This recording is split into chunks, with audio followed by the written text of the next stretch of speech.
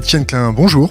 Bonjour. Nous vous recevons pour une chaîne YouTube qui s'appelle Thinkerview, une chaîne internet qui diffuse en direct sur de multiples plateformes. Nous vous recevons aujourd'hui pour une émission spéciale sur le boson de Higgs. On vous a demandé de revenir après notre première interview que nous avons fait il y a quelques semaines. Et vous êtes revenu, vous avez tenu parole. Et on va vous écouter aujourd'hui sur le boson de Higgs. Est-ce que vous pouvez être, comme vous êtes d'habitude, simple, clair, net et précis? Je vais essayer, je m'étais engagé à revenir pour parler de cette belle histoire de la physique, sans mesurer à quoi m'engageait cet engagement, parce que c'est une histoire compliquée. Alors pour la rendre accessible, il faut que j'explique 2 ou 3 choses du contexte.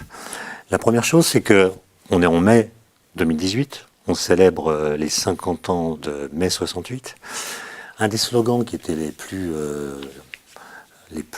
prononcés à l'époque, c'était « Soyons réalistes, demandons l'impossible ». Et mon idée, c'est que la physique, c'est la contraposée de ce slogan, c'est presque l'inverse. C'est « Soyons impossibles, demandons le réel ». Alors il y a 2 façons de comprendre cette proposition étrange. La première, c'est de dire finalement, en effet, les physiciens, ils cherchent à comprendre ce qu'on appelle le réel, de quoi est-il constitué, quelles sont les lois qui régissent la matière, les particules qui la constituent, qu'est-ce qu'un atome, comment est-ce qu'il émet de la lumière, comment est-ce qu'il absorbe de la lumière. Donc il s'agit de comprendre comment fonctionne le réel empirique. Et puis une autre façon de comprendre cette proposition « Soyons impossibles, demandons le réel », elle vient d'un philosophe des sciences du XXe siècle, qui s'appelle Alexandre Koyré, qui a beaucoup travaillé sur Galilée, sur la naissance de la physique moderne. Et lui faisait remarquer que le pari de la physique, c'est qu'on peut expliquer le réel par l'impossible. Ce qu'il voulait dire par là, c'est que les lois physiques, celles qu'on apprend à l'école, et même celles qu'on apprend beaucoup plus tard qu'à l'école, sont des lois qui, au premier abord, contredisent l'observation. C'est-à-dire, elles disent des choses dont on ne voit pas immédiatement la contrepartie dans le spectacle des phénomènes physiques auxquels nous assistons. Je prends un exemple. Galilée, un des inventeurs de la physique moderne, énonce en 1604 l'une des premières grandes lois de la physique, à savoir que tous les corps tombent à la même vitesse dans le vide. À une époque où on ne sait pas faire le vide. On discute même de son existence. Donc ce qu'il dit là est un énoncé que personne ne peut vérifier, puisque quand on fait tomber des corps de masse différentes d'une grande hauteur dans l'atmosphère, on voit qu'en gros, les plus lourds tombent plus vite que les plus légers. On voit même que c'est compliqué, parce que si on met un parachute à un corps lourd, il peut tomber moins vite qu'un corps plus léger. Donc c'est très compliqué la phénoménologie de la chute des corps. Et Galilée arrive et dit, tous les corps, quelle que soit leur masse, tombent à la même vitesse dans le vide. Pensez à un autre principe fondamental de la mécanique, ce qu'on appelle le principe d'inertie. Un corps qui n'est soumis à aucune force, a un mouvement rectiligne et uniforme. C'est-à-dire, il continue en ligne droite indéfiniment. Mais qui a jamais vu un tel mouvement? Personne. Et donc, on a des lois physiques qui correspondent à des situations qui ne sont pas directement observables, ou qui, en tout cas, obligent à réinterroger l'observation pour expliquer comment des lois qui contredisent les phénomènes expliquent les phénomènes. Et donc, la physique, c'est pas la bureaucratie des apparences. Ça ne consiste pas à regarder ce qui est, à voir les phénomènes tels qu'ils se manifestent à nous, et à extraire de cette observation des lois physiques. En fait, il faut trouver des stratagèmes intellectuels pour que le réel décoïncide de ce qu'il nous montre. Galilée, il a trouvé cette loi, non pas en faisant d'expérience, mais en interrogeant des lois supposées vraies de l'époque, en montrant que si on les supposait vraies, alors on pouvait imaginer des situations qui conduisent à des conclusions absurdes. Einstein fera la même chose un peu plus tard. Donc ça, c'est le premier point. Faire de la physique, finalement, comme le disait Bachelard, c'est penser contre son cerveau. C'est-à-dire, c'est accepter des messages, des lois par exemple, que notre cerveau a du mal à accepter parce que ces lois contredisent nos préjugés, ce que nous croyons évident, et les phénomènes tels qu'ils se montrent à nous. Voilà.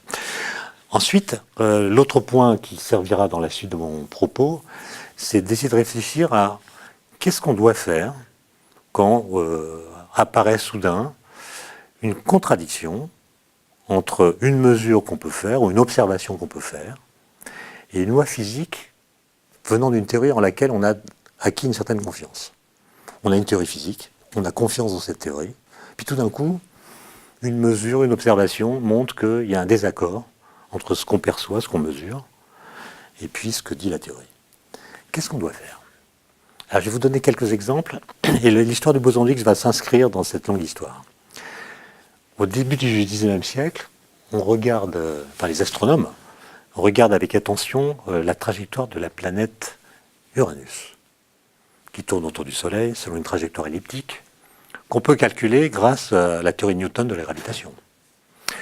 On observe cette trajectoire, et elle est à peu près conforme à ce qu'on peut calculer grâce aux équations de Newton, mais on finit par observer un petit désaccord entre la trajectoire qu'on observe et ce que donne le calcul.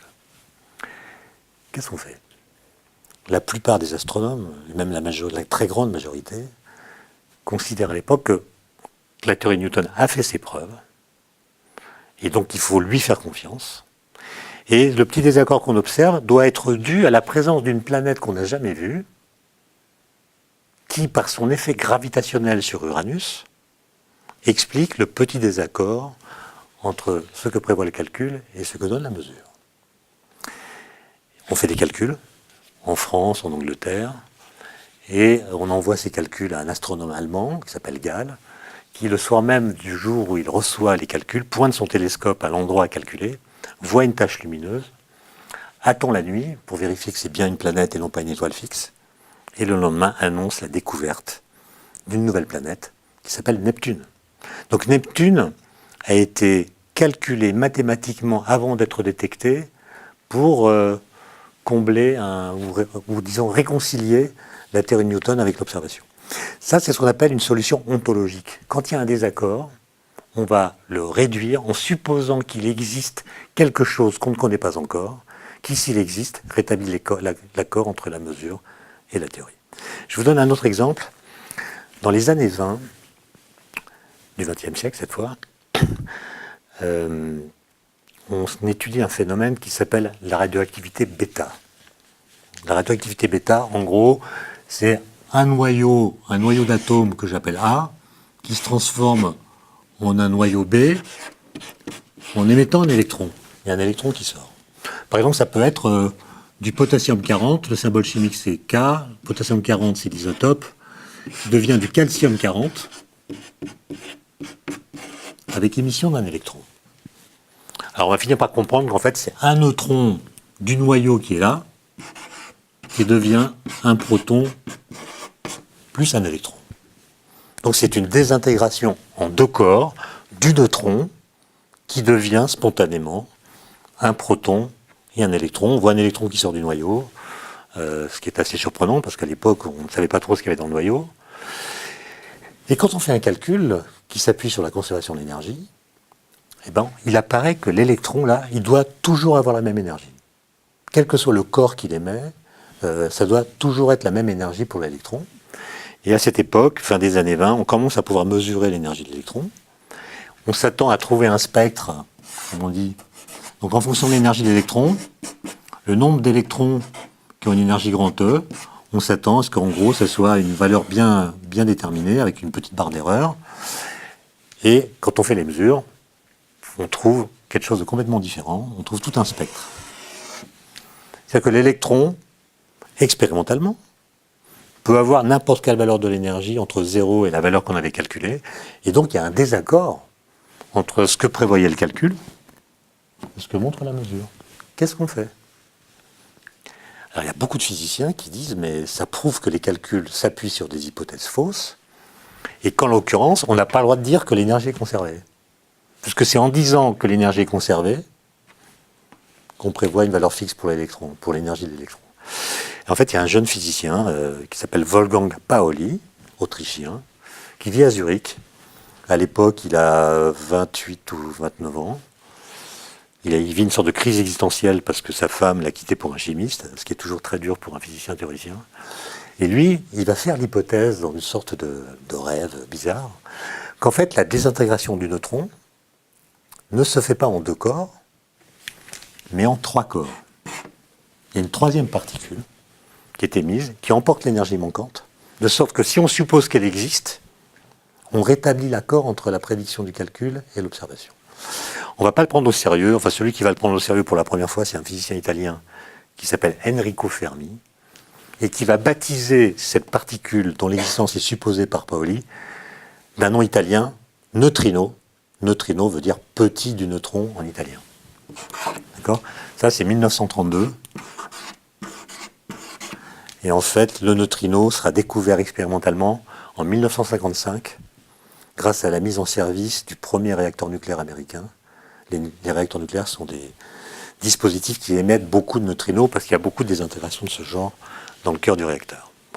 Et donc là encore, on a une solution ontologique au conflit entre la théorie et l'observation. On rétablit l'accord en disant il y a dans le réel quelque chose qu'on ne connaissait pas, qui s'il existe, rétablit l'accord, en l'occurrence, ça a été le neutrino. Mais en fait, il y a des cas où ça ne marche pas comme ça. Par exemple, fin 19e siècle, on regarde une autre planète que Uranus, on regarde la planète qui est la plus proche du Soleil, qui est la planète Mercure. Elle a une trajectoire elliptique, et on regarde comment cette trajectoire évolue rotation après rotation, et on voit que le périhélie, donc si je mets ici le Soleil, donc il y a Mercure qui tourne comme ça. Le périhélie, c'est le point le plus proche du Soleil, sur la trajectoire de Mercure, qui est une trajectoire en gros elliptique. Mais on voit que tour après tour, le périhélie se décale légèrement. Il tourne légèrement. On peut le calculer par Newton, mais on trouve que les mesures donnent un désaccord très faible, qu'on ne peut pas considérer comme nul. C'est-à-dire que les calculs de Newton, un peu comme c'était le cas pour Uranus, ne disent pas exactement ce qui se passe pour la trajectoire de la planète Mercure. L'écart est tout petit, c'est 43 secondes d'arc par siècle. 43 secondes d'arc, c'est un angle qui correspond à peu près à l'épaisseur d'un cheveu que je vois depuis une distance d'1 mètre. Donc c'est vraiment un angle ridicule. Alors on pourrait dire c'est zéro. C'est comme si c'était zéro. Mais non, c'est pas zéro, c'est 43 secondes d'arc par siècle. Alors les gens se disent, on va refaire le même type de calcul que pour Uranus. Ils sont d'ailleurs tellement sûrs d'eux, puisque la détection de Neptune a confirmé que leur façon de procéder était la bonne, elle a augmenté leur confiance dans les équations de Newton, et donc ces gens calculent la trajectoire que doit avoir une planète pour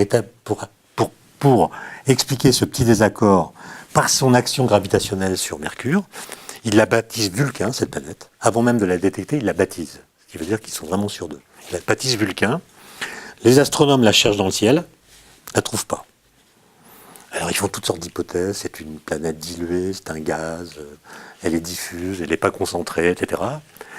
Et puis il y a un jeune homme qui arrive et qui dit, ce petit désaccord-là, c'est la preuve que les équations de Newton sont fausses. La théorie de la gravitation de Newton est fausse, et ce jeune homme, il s'appelle Einstein. Et il va formuler une nouvelle théorie de la gravitation, qu'il va publier en 1915, qui s'appelle la théorie de la relativité générale. Et l'un des premiers calculs qu'il va faire, c'est de calculer la variation de la position de ce périhélie, rotation après rotation. Et il va trouver exactement la valeur qui avait été obtenue par les astronomes. Et donc, vous voyez, quand il y a un désaccord entre la théorie et une mesure, il y a des cas dans l'histoire de la physique où c'est une solution ontologique qui a donné la bonne solution. On postule qu'il existe des choses qui rétablissent l'accord.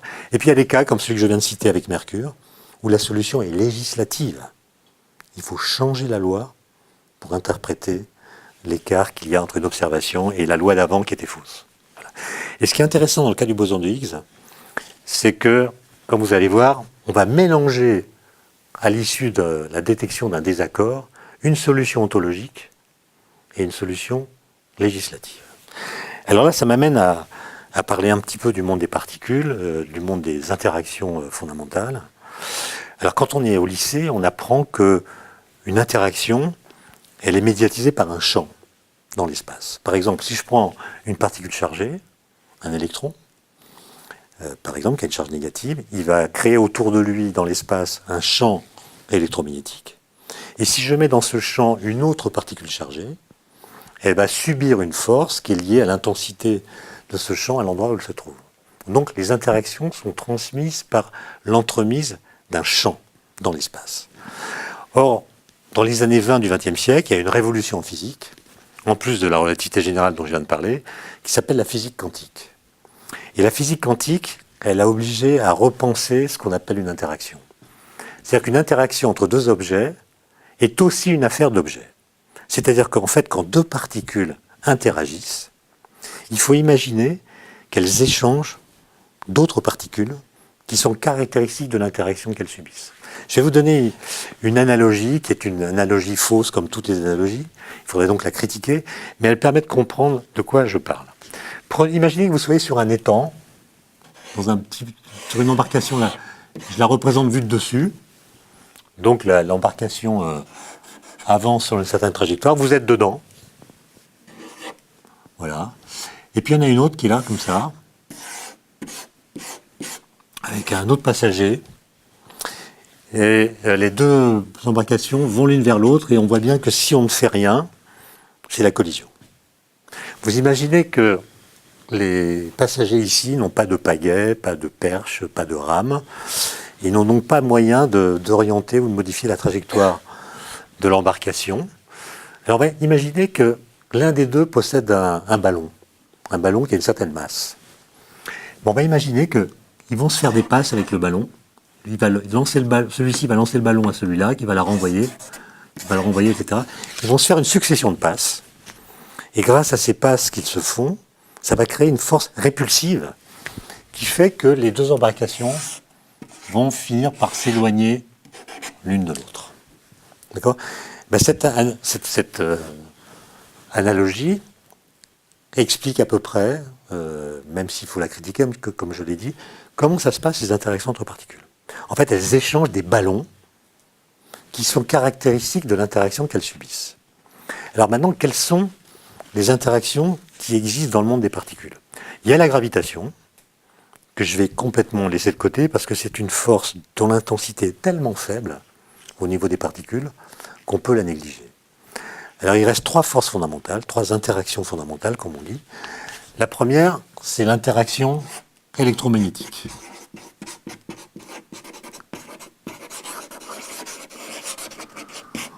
On la connaît bien parce qu'elle fait marcher nos appareils électroménagers, machine à laver, four à micro-ondes, en passant par le fer à repasser, justement. Et elle est aussi responsable du fonctionnement du Soleil. Non, pardon, je dis n'importe quoi. Excusez-moi, c'est pour plus tard. Non, des réactions chimiques, de la cohésion de la matière à notre échelle, etc. De l'optique et tous ces phénomènes qu'on connaît bien. D'accord ? Et bien, l'électromagnétique, là, l'interaction électromagnétique, dans le cadre de la physique quantique, est médiatisée par un ballon qui est le quantum de lumière, ce qu'on appelle le photon. Et donc, il faut imaginer que quand deux électrons se repoussent par la force électrique, en fait, ils échangent des photons en permanence. Ces photons, on les appelle des photons virtuels. Virtuels parce qu'en fait, ils sont en dehors de leur couche de masse. Enfin, on ne va pas aller dans les détails. Disons que le ballon caractéristique de l'interaction électromagnétique, c'est le photon. Ensuite, il y a une deuxième interaction, qui est l'interaction faible.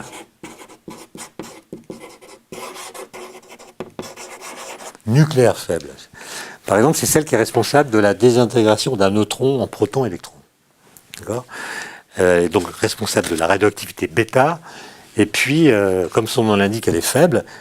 Donc elle est difficile à détecter dans l'environnement. Par contre, elle est responsable du fonctionnement du Soleil. C'est elle qui est responsable du fait que le Soleil peut brûler son hydrogène à un rythme très lent, qui fait que la durée de vie de notre étoile est de plusieurs milliards d'années. D'accord ? Mais l'interaction faible, elle est médiatisée par trois sortes de ballons. Il y en a trois. Un qu'on appelle le W+, weak. Weak, ça veut dire faible en anglais. Donc c'est la particule associée à l'interaction faible positive. Il y a le W-, avec une charge négative. Et puis il y en a une troisième de charge nulle qu'on appelle le Z0. Ce sont les trois médiateurs de l'interaction faible qui ont été prédits par les théoriciens dans les années 60, qui ont été détectés grâce à des collisions de particules au CERN dans les années 80. Et ce sont des particules de masse élevée. Leur masse, c'est à peu près 90 fois la masse d'un proton. Donc c'est des particules très lourdes. Le photon, j'aurais dû le dire, lui, comme vous le savez, il a une masse nulle. D'ailleurs, il y a un rapport entre la portée d'une interaction, c'est-à-dire la distance dans l'espace jusqu'à laquelle elle peut agir, et la masse des ballons. Si la masse des ballons est nulle, la portée d'interaction est infinie. Si au contraire, la masse des ballons est très élevée, eh bien, le transfert ne pourra se faire que si la distance entre les deux embarcations est petite. Et donc, il y a un rapport entre la masse des ballons et la portée d'interaction. Pour que l'interaction ait une portée infinie, comme l'interaction électromagnétique, il faut que les ballons aient une masse nulle, ce qui est bien le cas pour les photons. Ces particules-là étant très massives, la portée de l'interaction faible est très petite, c'est presque une interaction de contact. Pour que deux particules interagissent, il faut qu'elles soient collées l'une à l'autre. La portée, c'est de l'ordre de 1 millionième de milliardième de mètre. Donc c'est vraiment une portée toute petite. Et puis il y a une troisième interaction qu'on appelle l'interaction forte. Interaction nucléaire forte. D'accord ? Alors dans un noyau d'atomes, comme vous le savez, il y a des protons et des neutrons. Et en fait, on a découvert que dans les protons et les neutrons, il y a des particules plus petites qu'on appelle les quarks.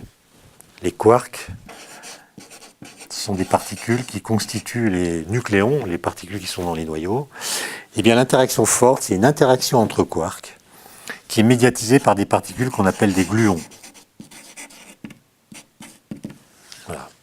Donc voilà pour les forces. Au niveau des particules, il y en a 3 qu'il faut prendre en compte. Électromagnétique, faible, forte. La gravitation, on la laisse de côté. Alors maintenant, pour ce qui est des particules élémentaires. En fait, on fait des distinctions assez simples. Il y a des particules qui ne subissent pas l'interaction forte. Elles n'y sont pas sensibles. Et ces particules, on les appelle des leptons. Alors en fait, il y en a 6, de 6 sortes. Il y a, par exemple, l'électron. Il y a une autre particule qui s'appelle le muon, qui est une sorte d'électron lourd. Il y en a un troisième qui s'appelle le tau. Ces 3 particules ont des charges électriques et ont une masse non nulle. Et puis, leur sont associés 3 neutrinos. Un neutrino pour l'électron, un neutrino pour le muon, un neutrino pour le tau. D'accord ? Donc ça fait 6 leptons, 6 particules qui ne sont pas sensibles à l'interaction nucléaire forte. Et puis les particules qui sont sensibles à l'interaction nucléaire forte, on les appelle des hadrons.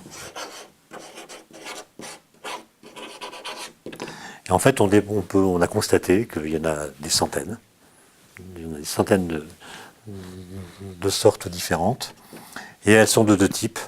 Soit elles sont constituées de 3 quarks, soit elles sont constituées d'un quark et d'un antiquark. Antiquark, ça veut dire antiparticule du quark. Je mets une barre dessus pour le désigner. Ça, je ne vais pas entrer dans le vocabulaire trop détaillé, mais ça, c'est ce qu'on appelle des baryons. Et ça, c'est ce qu'on appelle des mésons. D'accord ? Et donc, il faut imaginer qu'en fait, l'interaction forte est une interaction par laquelle les quarks interagissent en échangeant des gluons. Bon, la question c'est, comment est-ce qu'on décrit tout ça ? Comment est-ce qu'on décrit les interactions entre particules ? Alors après la Deuxième Guerre mondiale, il y a des physiciens théoriciens qui ont eu des idées assez incroyables.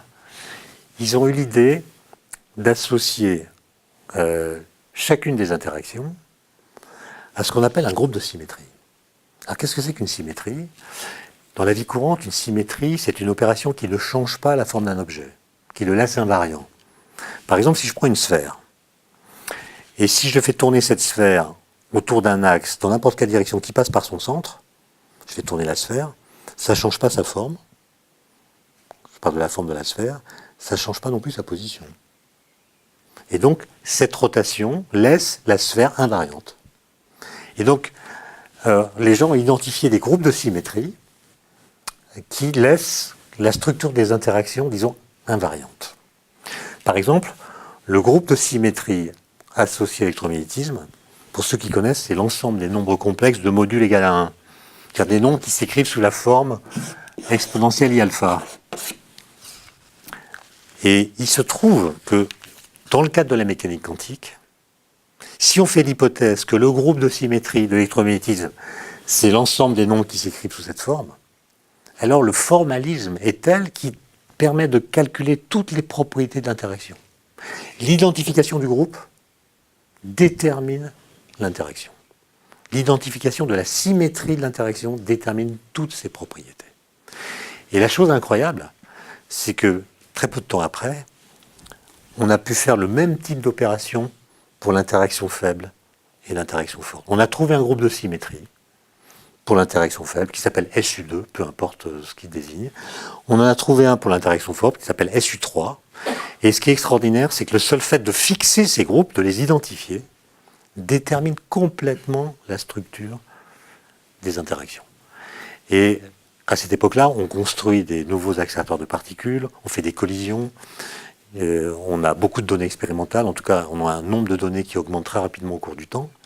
Et il se trouve que la théorie qu'on construit ainsi, qui s'appelle le modèle standard de la physique des particules, est une théorie qui rend compte des événements qu'on peut détecter dans les détecteurs de particules. Autrement dit, on a un modèle, une théorie même, qui permet d'expliquer de façon assez élégante, parce que ces trois interactions qui, d'un point de vue phénoménologique, sont complètement différentes, en fait, sont décrites de la même façon. Parce qu'on appelle les théories de jauge. Un groupe de symétrie détermine l'interaction. Ce n'est pas le même groupe pour les trois, mais le formalisme mathématique est le même pour les trois. Donc ça donne un côté très unificateur, qui est toujours apprécié parce qu'il est synonyme d'une forme d'élégance. Bon. Et tout va bien, puisqu'on rencontre des résultats. On a une sorte de théorie physique qui décrit parfaitement le monde de l'infiniment petit. Le problème, et on le constate, disons, au début des années 60, c'est que si on suppose que les équations de ce modèle sont justes, et si on regarde ce qu'elles impliquent, on fait une sorte d'expérience de pensée, qu'est-ce qui se passerait si les équations étaient vraiment justes? Eh bien, on se rend compte que si les équations étaient vraiment justes, alors les masses de tous les ballons qui médiatisent les interactions devraient être nulles. Autrement dit, toutes les interactions devraient avoir une portée infinie et devraient être médiatisées par des particules de masse nulle. Et ça va même plus loin, parce que par une sorte de contagion, si les ballons ont une masse nulle, alors les particules qui subissent ces interactions doivent aussi avoir une masse nulle. Autrement dit, le modèle standard, qui marche très bien, prédit, si on le prend au sérieux, que les masses de toutes les particules élémentaires doivent être égales à 0. Ce qui n'est pas ce qu'on constate. Les bosons W, Z0 qui médiatisent l'interaction faible, je l'ai dit, sont très lourds. Les électrons ont une masse non nulle. Donc il y a une contradiction entre ce qu'on mesure et ce que dit ce modèle. Comment résoudre cette contradiction? Alors, avant de continuer, il faut que je fasse une précision sur ce qu'on appelle la masse. La masse, c'est une notion assez évidente. Ça mesure la quantité de matière contenue dans un objet. Ça mesure sa substantialité. C'est une grandeur mesurable en kilogrammes et mesurante. Elle mesure le degré de substantialité d'un corps. Et dans notre esprit, masse et matière sont deux notions qui sont intriquées l'une à l'autre. C'est-à-dire, j'ai beaucoup de mal à penser de la matière qui n'aurait pas de masse, et j'ai beaucoup de mal à penser de la masse qui ne serait pas incarnée en particules de matière. Autrement dit, dès que je pense masse, je pense matière. Dès que je pense matière, je pense masse. Et c'est cette intrication qu'on fait depuis toujours, au moins depuis Aristote, entre matière et masse, que la découverte du boson de Higgs va défaire. On va comprendre que la masse des particules élémentaires n'est pas une notion primitive qu'elles acquièrent du seul fait qu'elles sont des particules de matière. On va comprendre que la masse des particules élémentaires est une propriété secondaire qu'elles acquièrent du fait de leur interaction avec le vide, qui n'est pas vide. Alors, comment est-ce qu'on est arrivé là? Je vous l'ai dit, apparaît une contradiction entre ce qu'implique le modèle standard de la physique des particules, toutes les particules élémentaires doivent avoir une masse nulle, et puis le fait de constater que c'est pas vrai, elles ont une masse non nulle en général. D'accord? Alors une petite précision quand même, quand je prends un corps constitué d'autres corps plus petits, j'ai tendance à penser que la masse totale du corps est la somme des masses de ses parties. Par exemple, si je prends un sac de billes, la masse d'un sac de billes, c'est la somme des masses de toutes les billes qui sont dedans, plus la masse du sac. Donc j'ajoute les masses des constituants pour avoir la masse totale. En fait, c'est pas vrai. Par exemple, dans notre corps, la somme des masses de nos particules élémentaires, électrons et quarks, c'est quelques pourcents de notre masse totale. Alors d'où vient notre masse principale? Les 90% ou plus qui font l'essentiel de notre masse, eh bien la masse vient de E égale mc2, la formule d'Einstein. C'est-à-dire qu'en fait, il faut imaginer que nos particules, notamment nos quarks, interagissent entre eux très violemment. Leur interaction déploie une certaine énergie, que je vais appeler grand E, qui correspond à une masse effective donnée par la formule d'Einstein. Donc l'essentiel de notre masse vient non pas de la masse de nos particules élémentaires, mais du fait que ces particules ont des danses furieusement agitées et interagissent, en fabriquant ainsi de la masse effective. Je ferme la parenthèse.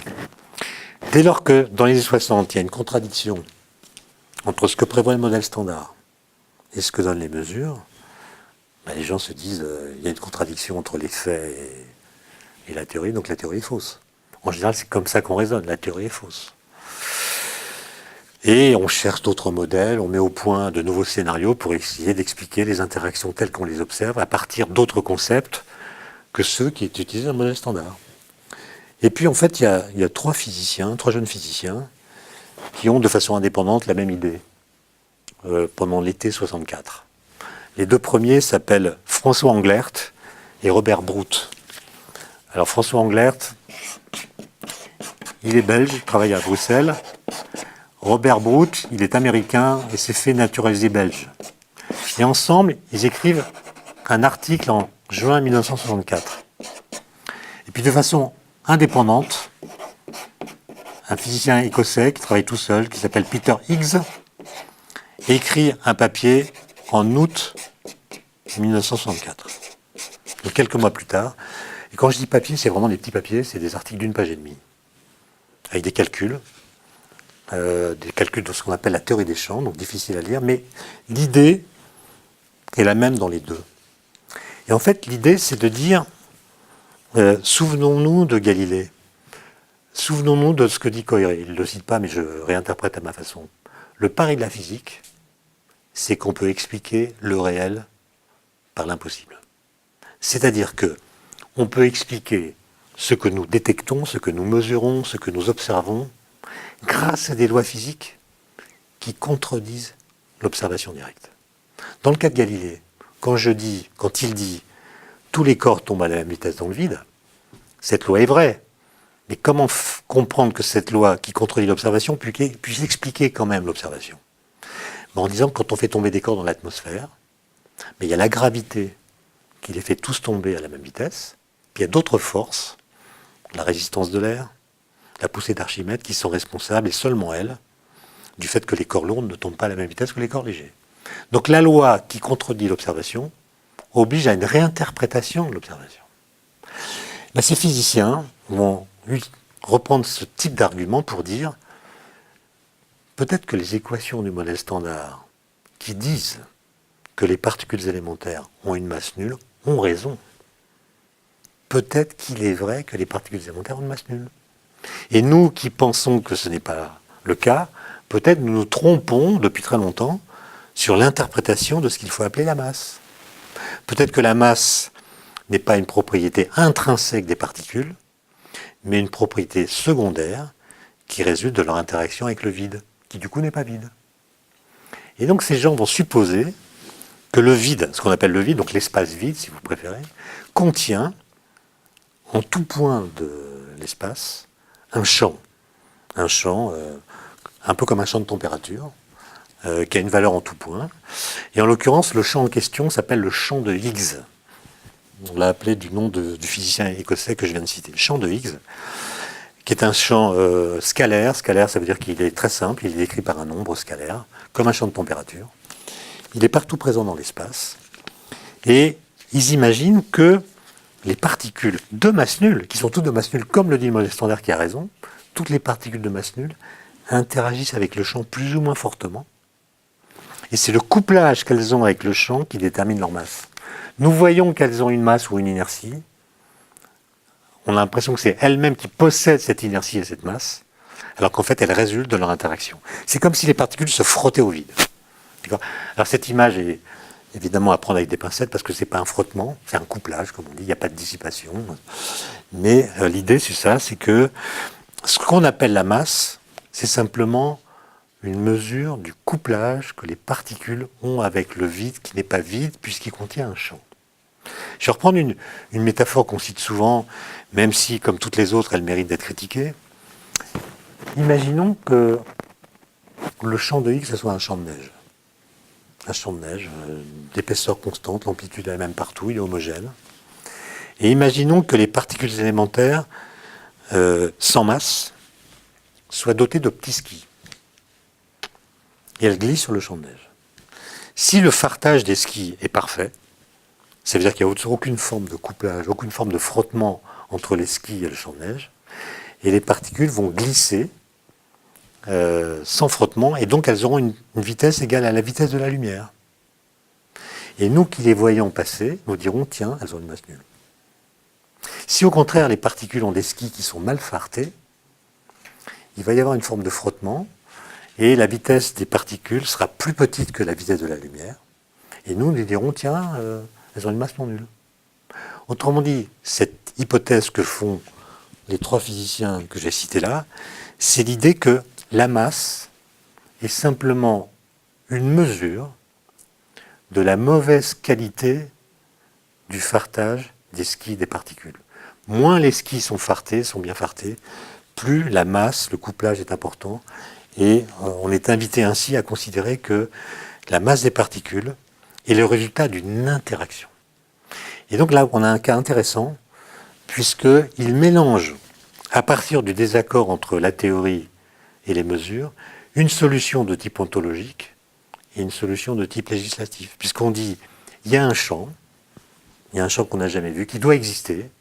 Il y a non seulement donc quelque chose de plus que ce qu'on croyait dans l'univers, et en plus, il y a une nouvelle interaction entre les particules, donc une nouvelle loi en fait, entre les particules et ce champ. Et ça, c'est une idée qui remonte à la fin des années 60. Et en mécanique quantique, quand on a un champ comme ça, il y a des règles, il y a des lois dans le formalisme qui impliquent que ce champ doit être structuré en quanta. En quanta. De la même façon que dans le champ électromagnétique, il y a des photons, là, dans le champ de Higgs, il doit y avoir des particules qu'on appelle les bosons de Higgs, qui sont les quantas de ce champ. Alors, boson, ça s'écrit comme ça. B-O-S-O-N. Ça vient du nom d'un physicien indien qui s'appelait Bose et qui a introduit des particules obéissant à ce genre de statistiques dans les années 30. Donc voilà, dans les années 20, pardon. Donc la question c'est, est-ce que c'est la solution? Est-ce que ces papiers-là donnent la bonne explication du désaccord, ou est-ce qu'il faut trouver autre chose? Alors le problème c'est que, une fois qu'on a fait l'hypothèse que le boson de Higgs existe, qu'on l'insère dans le modèle standard, ça marche, sauf que le modèle standard ne dit pas quelle doit être la masse de cette particule. Donc il faut faire des essais. Alors comment est-ce qu'on peut détecter le boson de Higgs? Eh bien, on fait des collisions de particules à très haute énergie, comme on le fait au CERN à Genève. Alors on a essayé de le faire avec des électrons et des positrons dans une machine qui s'appelait le LEP, qui faisait 27 km de circonférence dans un tunnel. Les électrons tournaient dans un sens, les positrons antiparticules dans l'autre sens. Et on crée des collisions. Et dans un tout petit volume de l'espace-temps, lors de ces collisions, qui sont très brèves, on recrée les conditions physiques de l'univers primordial. Donc très forte température, très forte densité. Et comme nous pensons que les lois physiques n'ont pas changé au cours du temps, dès lors que nous répétons les conditions physiques du passé, nous voyons réapparaître les phénomènes physiques du passé. Et donc ces collisions, ce n'est pas des machines à remonter dans le temps, c'est des opérations par lesquelles on recrée dans le présent des phénomènes physiques qui se sont déroulés dans le passé. D'accord ? Et en fait, quand on fait de telles collisions, on chauffe le vide. C'est-à-dire ce qu'on appelle le vide quantique. Le vide quantique, c'est l'espace rempli de particules virtuelles qui sont fatiguées, qui n'ont pas assez d'énergie pour exister vraiment. En gros, elles ont une énergie inférieure à leur masse multipliée par le carré de la vitesse de la lumière. Elles ne sont pas vraiment réelles parce qu'elles n'ont pas leur énergie de masse. Et quand on fait des collisions comme celles que je viens de décrire, en fait, on transfère à ces particules fatiguées l'énergie qui leur manque, de sorte qu'elles deviennent réelles, elles sortent du vide et on les détecte. Et donc, par des collisions, on peut recréer les conditions physiques de l'univers primordial et faire réapparaître des phénomènes qui n'existent plus aujourd'hui parce que l'univers est devenu trop froid, pas assez énergétique. Avec le LEP, on n'avait pas assez d'énergie pour détecter le boson de Higgs dont on ne connaissait pas la masse, donc on ne l'a pas vu. On a changé de machine, on a remplacé le LEP par le LHC, Large Hadron Collider, dans lequel on fait entrer en collision non plus des particules légères comme les électrons et les positrons, mais des protons, qui sont plus lourds, donc il y a plus d'énergie. Et en 2012, après quelques années de fonctionnement, on a vu apparaître des signaux qui sont la signature du boson de Higgs. Donc l'annonce de la découverte a été faite le 4 juillet 2012, et ça a prouvé que cette hypothèse était la bonne, 48 ans après qu'elle ait été formulée. Elle a été formulée en 64, la détection est en 2012, donc 48 ans après, on a la preuve que le boson de Higgs existe, et que donc la masse des particules élémentaires provient de l'interaction qu'elles ont avec un champ qui est partout présent dans le vide. Alors on pourrait se dire, mais ça c'est de la physique des particules, ça ne concerne que l'infiniment petit. En fait, pas tout à fait, parce que, comme vous le savez certainement, la physique des particules et la cosmologie sont reliées. Comme je viens de le dire, quand on recrée les conditions du passé, on en apprend sur l'univers tel qu'il était dans ses phases primordiales. Et quand on essaie de comprendre ce qui s'est passé dans l'histoire de l'univers, on est amené à concevoir que dans l'univers primordial, le champ de Higgs n'existait pas. Donc les particules élémentaires n'avaient pas de masse et étaient des sortes de fantômes sans masse qui allaient à la vitesse de la lumière. En théorie de la relativité, quand une particule n'a pas de masse, elle n'a pas de temps propre. Il n'y a pas de référentiel qui lui soit associé dans lequel on puisse définir un temps pour cette particule. Donc il n'y a pas de temps propre pour les particules. Et l'idée, c'est que tout d'un coup, le champ de Higgs est apparu et s'est installé partout dans l'espace. Dès qu'il est apparu, les particules qui jusque-là n'avaient pas de masse se sont couplées à ce champ, plus ou moins. Ça leur a donné une masse non nulle qui a engendré pour elles un temps propre. Donc l'apparition du champ de Higgs et des bosons associés, c'est l'apparition en fait du temps de la matière, on pourrait dire. D'ailleurs, il y a des gens qui, sachant que j'allais faire cet exposé, m'ont demandé une anagramme. Et il y en a une très belle qui dit à peu près ce que je viens de dire. Alors, le boson de Higgs, son vrai nom en physique, c'est le boson scalaire. Le boson scalaire a pour anagramme bière sans alcool. Bon, bière sans alcool, sachant qu'ici on a deux physiciens belges, c'est une idée insupportable. Alors on peut prendre comme autre expression le boson scalaire de Higgs. Et là, il y a une belle anagramme qui est l'horloge des anges ici-bas. Et ça correspond à peu près à ce que je viens de dire, à savoir que au départ, les particules élémentaires n'avaient pas de masse, une sorte d'ange véloce qui se propageait dans l'espace à la vitesse de la lumière, et puis tout d'un coup, elles ont acquis de la masse, et donc une horloge. Alors, qu'est-ce qui a fait que le champ de Higgs est apparu ? Eh bien, dans le jargon des physiciens, c'est ce qu'on appelle une brisure spontanée de symétrie. Alors, qu'est-ce que c'est qu'une brisure spontanée de symétrie ? Si je prends par exemple ce stylo, je le mets comme ça, je pars d'une situation initiale dans laquelle c'est symétrique. Et puis je le laisse tomber, je le lâche, il va tomber dans une certaine direction. Il va réduire son énergie, et en ce faisant, il va briser la symétrie qui était là au départ, parce qu'au départ on avait une invariance par rotation, et à la fin, il y a une direction privilégiée qui a été choisie. Donc l'état final est moins symétrique que l'état initial. Il y a une brisure spontanée de symétrie.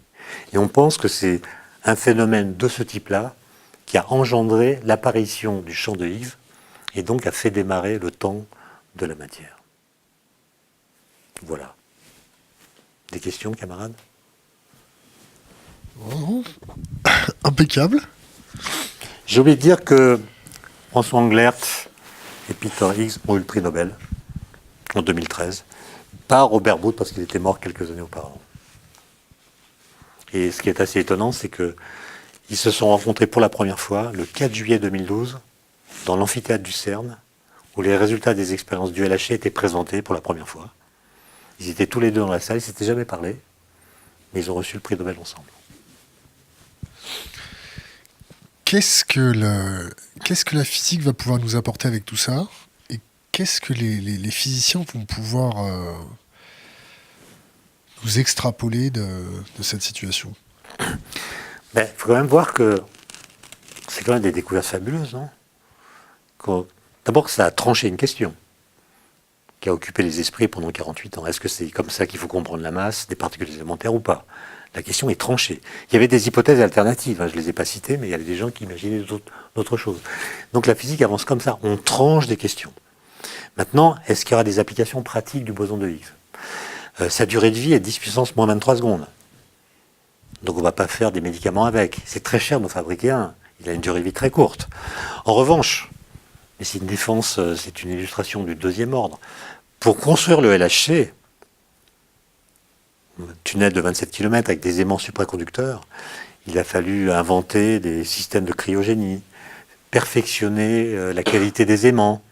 Et ces aimants, le système d'acquisition de données, de traitement de l'information, a lui aussi bénéficié de cet investissement dans une recherche très fondamentale.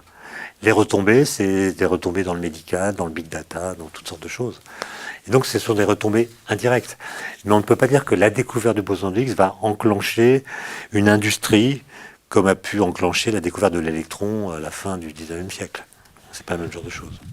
Si j'étais malhonnête, je pourrais dire, si j'étais malhonnête, ce qui n'est pas le cas, je pourrais dire, mais finalement, on a compris l'origine de la masse. Et on ne peut pas exclure qu'un jour, des ingénieurs utilisant ce résultat de physique ne viendront pas concevoir une machine s'appuyant sur ces résultats qui permettra de résoudre un problème de santé publique qui s'appelle l'obésité. On pourrait changer la masse des gens, évidemment ce serait mentir. Mais on peut toujours faire des promesses mensongères. On pourrait voyager plus vite peut-être, non? Non, je ne vois pas pourquoi, non. Non, tout ça est dans un cadre de relativité absolument parfait. Il n'y a aucune porte qui s'ouvre vers les voyages dans le temps ou je ne sais quoi. Évidemment, on peut toujours jouer avec les mots et dire que quand on fait une collision dans le présent, comme on recrée les conditions du passé, c'est comme si on était dans le passé. Mais non, on recrée dans le présent les conditions du passé. Et donc on fait réapparaître dans le présent des phénomènes qui se sont déroulés dans le passé. Donc pour l'univers, c'est plutôt une cure de jouvence qu'un voyage dans le temps. Je vais me retourner vers mon compère qui doit avoir son micro. Devant toi.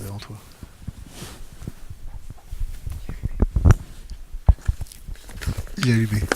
Tu veux le bien? Attends, reprends le bien, prends le bien.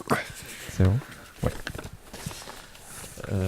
Ouais. Sur le boson de Higgs, je pense qu'on a fait pas mal de choses. Je voulais savoir, en termes de découvertes qu'on a fait récemment, en tout cas il y a très longtemps, est-ce que ça vous parle, l'Aniakea? Ah, c'est sur les galaxies, ça. Sur les galaxies. Oui. Alors déjà, ce que j'aurais dû dire, c'est que pour l'instant, avec la découverte du boson de Higgs, le modèle standard est complet. C'est-à-dire toutes les particules dont le modèle standard exige qu'elles existent ont été détectées. Donc tous les quarks, il y en a 6, tous les leptons, et le boson de Higgs, et puis toutes les particules qui médiatisent les interactions sont découvertes. Donc on pourrait dire, le modèle standard, il a fait ses preuves, c'est la bonne théorie pour décrire le monde de l'infiniment petit. Il y a un problème. Comme je l'ai dit, le modèle standard ne contient pas la gravitation. C'est-à-dire, on fait exactement comme si la gravitation n'existait pas. Okay. Or ça, c'est quand même un problème, parce que si on monte en énergie, la gravitation va intervenir. Et la question, c'est comment est-ce qu'on peut réconcilier le modèle standard, qui ne contient pas la gravitation, et qui s'appuie simplement sur la mécanique quantique, comment peut-on réconcilier ce modèle avec la théorie de la gravitation, élaborée par Einstein en 1915, qui s'appelle la relativité générale. Pour dire c'est simple, il suffit de le rajouter.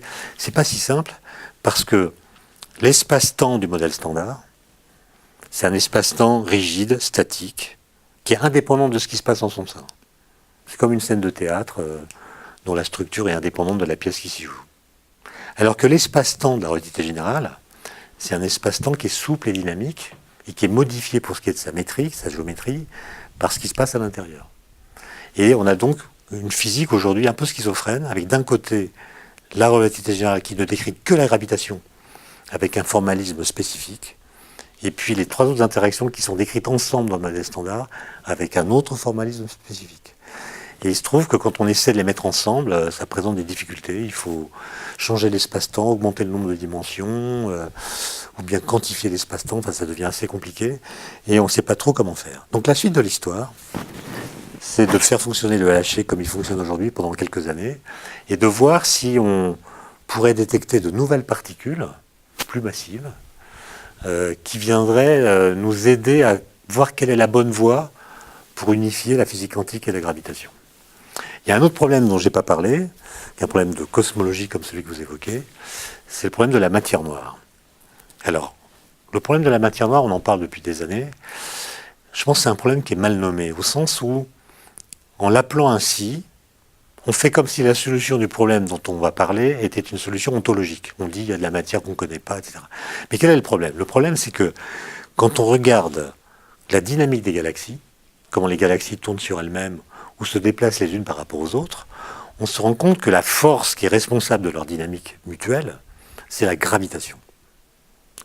Et la gravitation, elle est décrite par la théorie d'Einstein. Et on calcule parfaitement la dynamique des galaxies, et on a des équations qui disent exactement ce qu'on observe, à la condition bizarre, de mettre dans les équations 10 fois plus de masse que celle qu'on observe. Et donc on dit, il doit y avoir de la matière noire, de la matière qu'on ne voit pas, qui n'émet pas de lumière, qui agit gravitationnellement sur les galaxies. Et la question est de quoi est faite cette matière noire. Donc là encore, il y a une sorte de désaccord entre le calcul et l'observation. Et ce désaccord, on le résout de façon ontologique en disant, il doit y avoir de la matière cachée, constituée de particules différentes de celles que nous connaissons. La question est, que sont ces particules? Il faut les trouver. La physique, c'est pas une métaphysique, donc il faut en passer par l'expérience. Et la suite de l'histoire va nous dire si le LHC ou d'autres expériences sont capables de détecter ou non les particules de matière noire. Il y a des gens qui commencent à dire, mais pour l'instant, on n'a rien vu, donc peut-être que les particules de matière noire n'existent pas, peut-être qu'il n'y a pas de matière noire. Et peut-être que la solution du problème que je viens d'évoquer est une solution non pas ontologique, mais législative. C'est-à-dire qu'il faut changer les équations de la gravité pour rendre compte du mouvement des galaxies sans avoir à invoquer l'existence hypothétique d'une matière noire. Ça, je pense, c'est le grand enjeu des années qui viennent. Et je ne peux pas vous dire comment ça va se passer, puisqu'on ne sait pas dire à l'avance, et je l'ai illustré par des exemples historiques, on ne sait pas dire à l'avance si un conflit entre théorie et expérience va se régler par une solution ontologique ou législative. Dans l'histoire, il y a eu des cas où c'était la première solution et d'autres cas où c'était la seconde. On ne peut pas le dire à l'avance. Et du coup, j'ai entendu parler de la théorie de l'inflation. Alors l'inflation, c'est pas vraiment une théorie, c'est une hypothèse. L'inflation, alors, vous êtes conscient que toutes ces questions sont très compliquées. Oui. Attends. Est-ce que ça se sent dans ce que je dis ou est-ce que je le fais trop simple ou trop clair? Ça va? Alors, pour comprendre l'inflation, il faut que je dise un mot sur la relativité générale d'Einstein. Comment est-ce que ça a démarré? Alors, j'ai parlé tout à l'heure du principe d'inertie.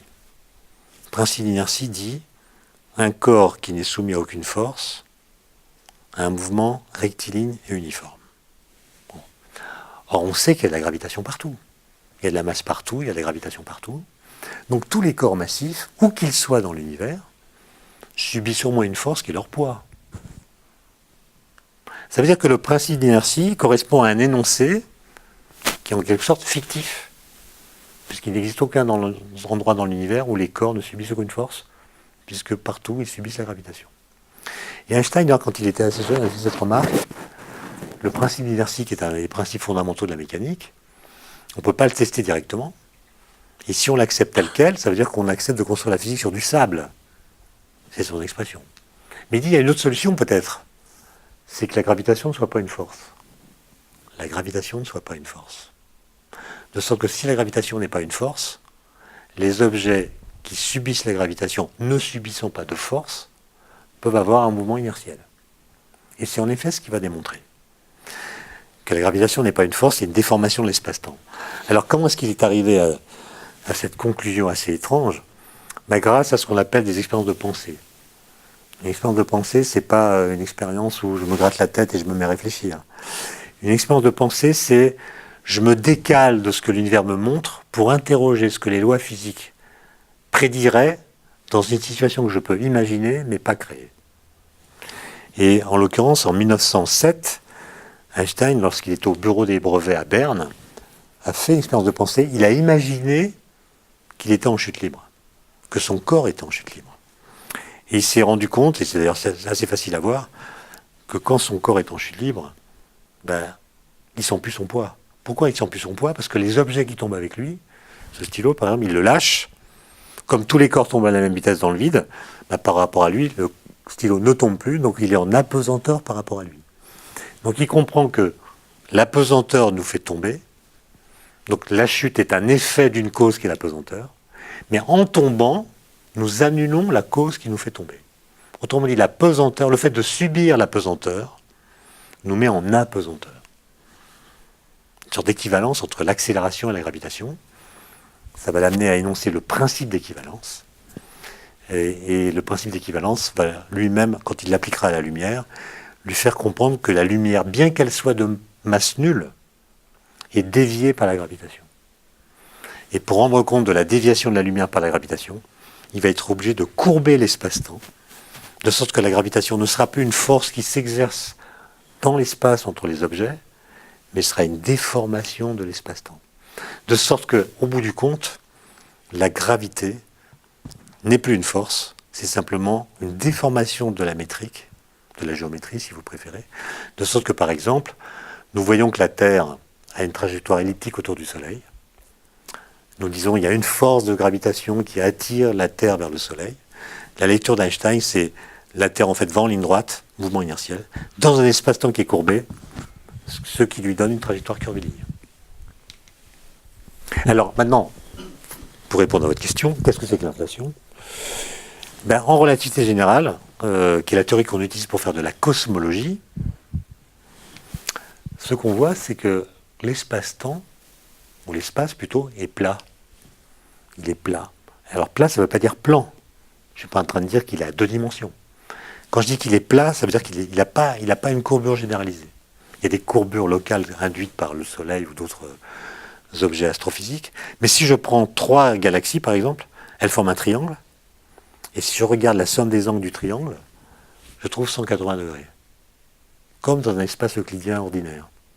Alors que si je prends 3 points sur la surface d'une orange, je trace une espèce de triangle à partir de ces 3 points, la somme des angles, ça sera plus 180 degrés.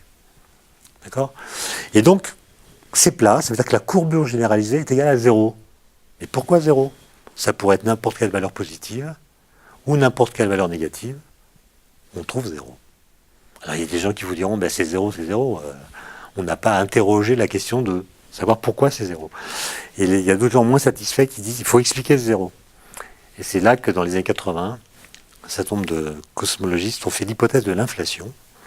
C'est l'idée que dans l'univers primordial, les distances dans l'univers ont augmenté d'un facteur énorme, 10 puissance 50, en un temps très court, 10 moins 32 secondes.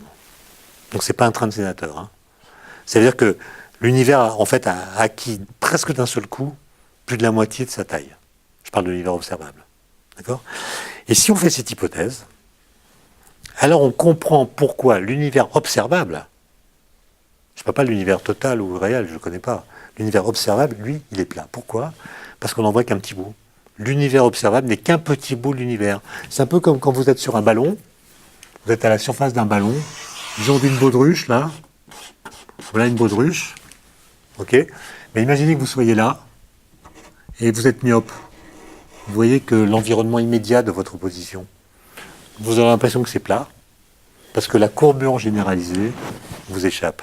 Et l'inflation explique la platitude de l'univers observable en disant que en fait, l'univers réel est tellement plus grand que la courbure qu'il a nous échappe.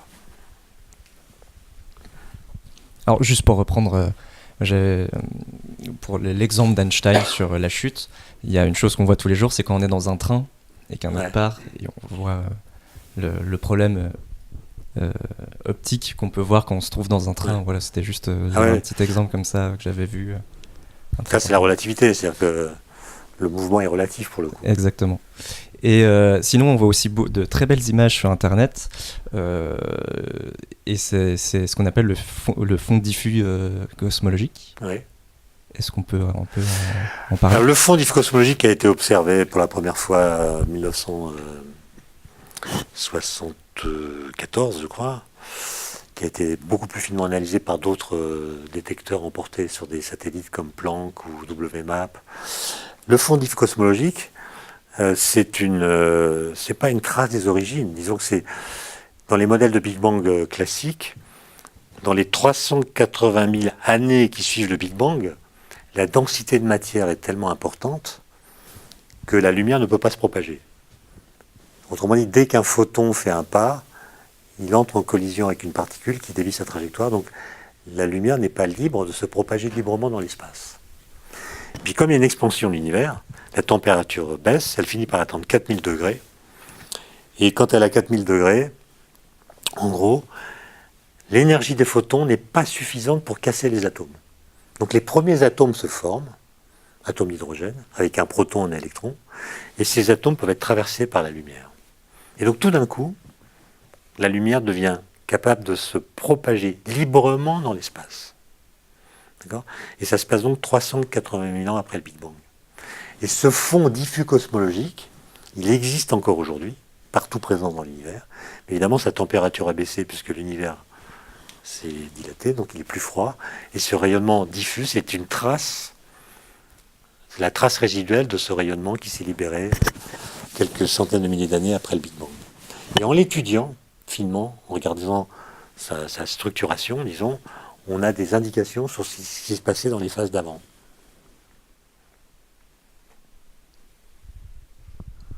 Merci.